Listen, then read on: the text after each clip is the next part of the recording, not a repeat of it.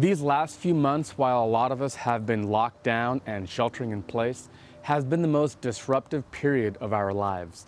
And if that wasn't bad enough, my family and I also welcomed our newest member, my second and final son, to the family.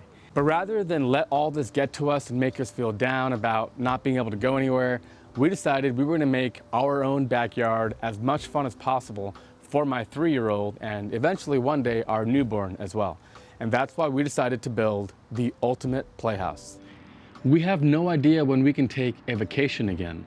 And while the kids are stuck at home and they can't go out and play, I thought this would be the perfect project to bring them outside, off the couch, away from the TVs. I think this is the kind of project that I needed as well.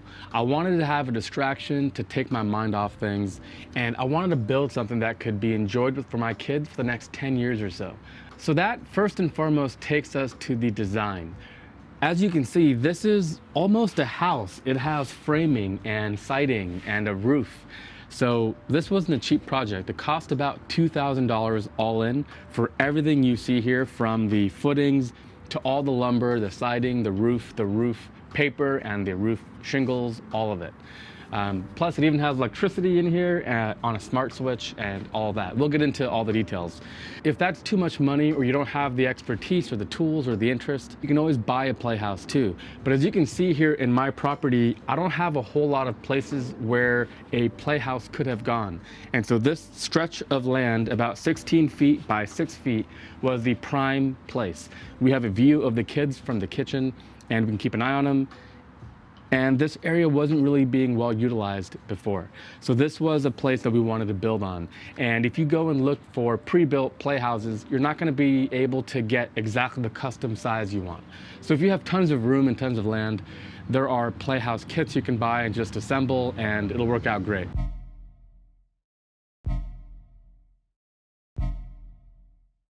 So once you've got your concrete blocks kind of roughed up in place and you can make measurements to get a nice level line across, you can cut your 4x6s or your 4x4s. Honestly, I think I over-engineered this entire project, but I figured the price difference was pretty small and I wanted this thing to last for decades to come. So I just took a little extra effort and made these all 4x6s. Once you have that, the next thing I did was I have a 4x4 that runs across this piece right here. And this is probably one of the more important pieces. If you look under the house here, you'll see how the 2x4s are distributed. I used a product called Simpson Strong Tie, but these are basically joist hangers. And I have them spaced every 8 inches. Again, all these kinds of decisions were up to us, but I wanted to be conservative and over-engineer wherever possible. So as a result, it has a nice steady feeling.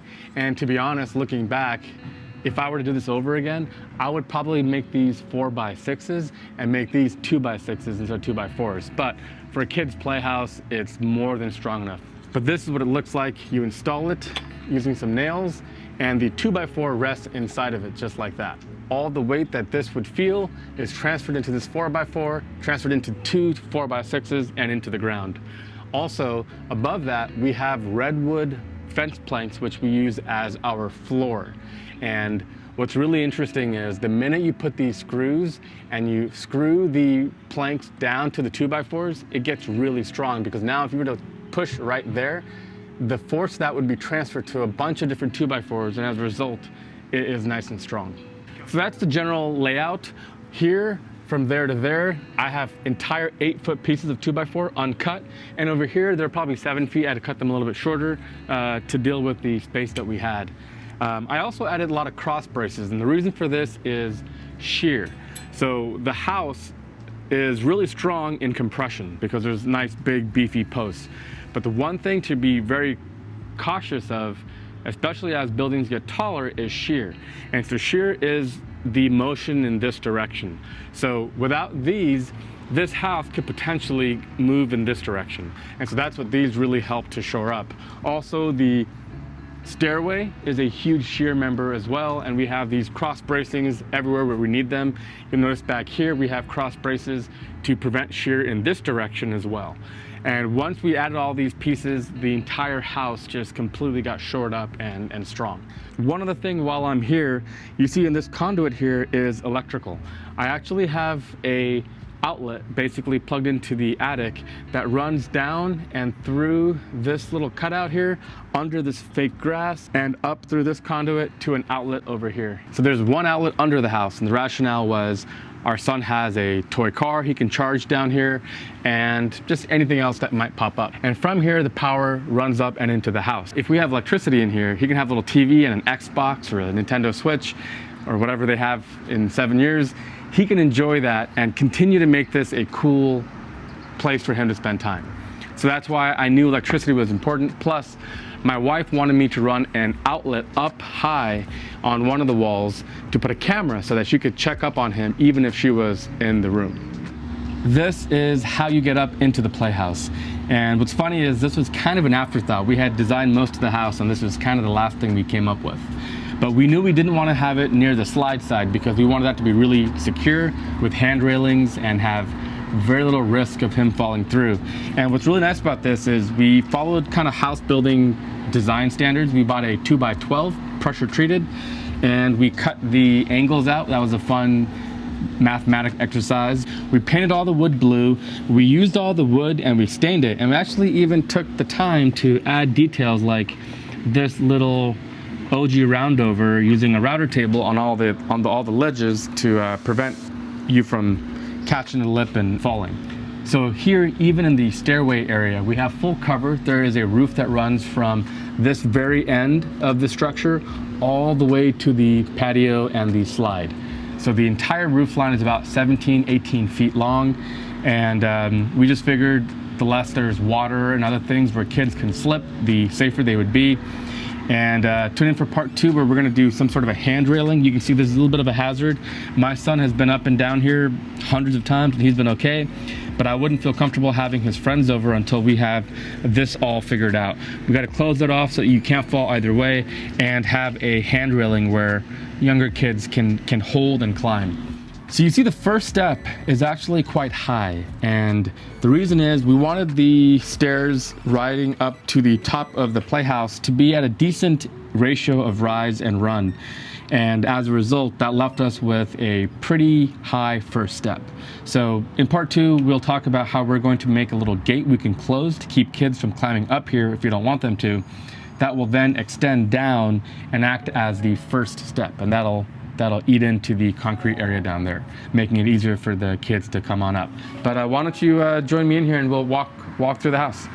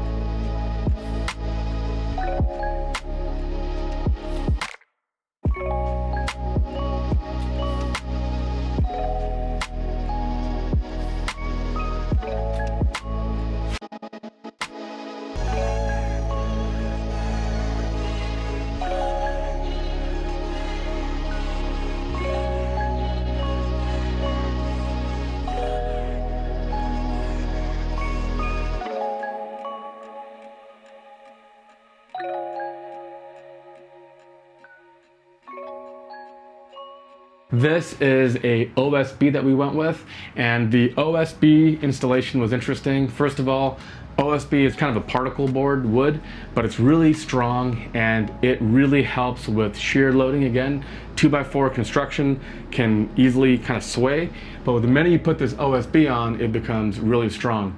The second thing is we went with an OSB that has a radiant barrier. It's basically a sheet of aluminum foil that acts to block the radiant transfer of heat. So we didn't insulate the walls or anything, so there's no insulation, but with the radiant barrier, it should stay decently cool inside the house. Here in San Diego, we're not really worried about the cold. Even in the winter, it doesn't get that cold, but in the summer, it does get pretty warm, so we wanna make sure that it's nice and breezy. That's also why we have these cutouts for air to come in and go. Currently, there's openings here, but this will all be closed off eventually. I got a special guest. This is my newborn baby, our second son, Raymond Sebastian Roy. he'll be joining us here for this part of the video. But yeah, so this OSB is a bit rough. That's why I actually came in and puttied it just like you would drywall.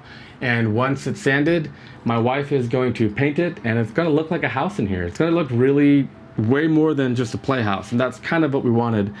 Another accent here is this window. I had this glass sitting around. I've been dying to find a reason or a project that could use it. So this was the project. So we framed it in. It has a 2x4 frame, and there's a piece of 2x4 here and on the outside to help with the load to hold all these ceiling joists up here. And it's a nice big window, and I wanted to have it so my son could look out and enjoy the view of all that goes on back here. I just wanted him to have a nice scenic shot of the neighborhood. And finally, the last detail I want to talk about inside the house is the ceiling. My brother-in-law, in his design, he wanted an open rafter design.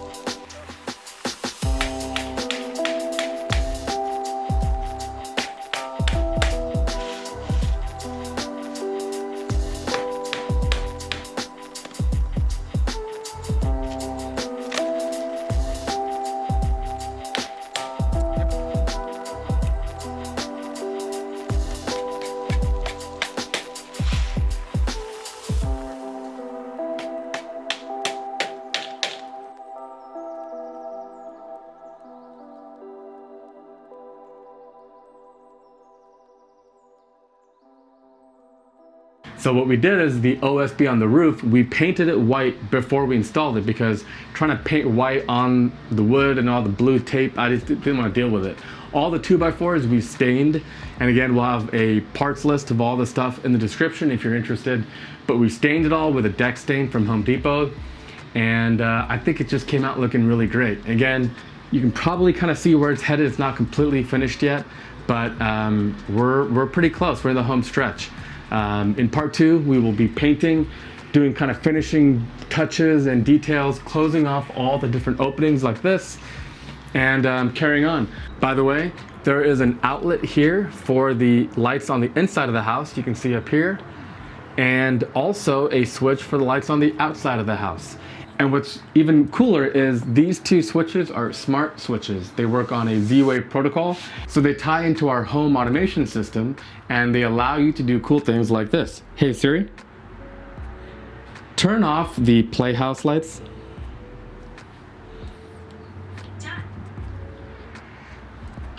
Cool. So lastly, there is the patio area. We have one outlet out here, just in case there's anything we wanted to add in the future. There's lighting out here. And over here we have open slats for our design and a little half wall on this side.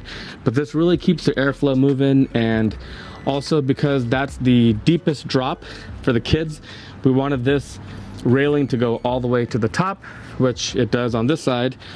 But over here, you'll see that it's a half railing. It's about 30 inches in height, which should result in a nice safe area for the kids while still feeling like a cool little deck. So that is the ultimate Playhouse build. I know some of you might be thinking, oh, well, you know, monkey bars or a swing might be part of an ultimate Playhouse build. You're probably right. And we might add that underneath the house. We can still do that. Or a little porch swing up here or something. But I really do think that this is the foundational piece that can grow with my two boys as they get older, and it can continue to evolve to be just what they need. Right now, my son, my older son, loves climbing up here and going down that slide more than anything. But as they get older, this might not be as appealing, and they might want to start to play video games or get away from us. And this house, I think, can grow with them and accommodate all the different stages of their life. But this was my way of keeping busy and not letting the pandemic or all the other craziness get to us. I know it's kind of been a really trying time. It feels like there's never any good news on the TV. And I know I was feeling kind of that anxiety. And I thought that this would be a really good project to take on for these boys and to celebrate them, to give them something to do, and to remember that even though we are stuck at home and we don't really know when things are going to turn around and when life as we used to know it will return. But even if it might be a year, I know these kids are going to have fun in our own backyard with this Playhouse. So that was part of why we built it. Thank you so much for watching. We hope you enjoyed this video. There will be a part 2. We're going to finish this thing off. My wife is going to get more involved. She's going to do the painting. She might add some decorations and some furniture and things for this house. We're probably about 85–90% done now, but there are some small detail touches left. You can see we haven't even finished painting this area, but we will. So if you're new to the channel, this is kind of our family and life channel. If you've known me before, you know I have a channel on the future of technology, energy, and transportation. That will still be happening. But this is where we're going to talk about family stuff, our lives, and projects and cool DIY stuff around the house. So if you're new, hit that subscribe button and join us for the ride. There will be a part 2 and a lot of cool new videos on DIY projects for the kitchen and bathroom coming up as well. So thank you so much for watching. Share this video, like, subscribe, and I'm Ricky with 2-Bit Life. Thank you so much for watching.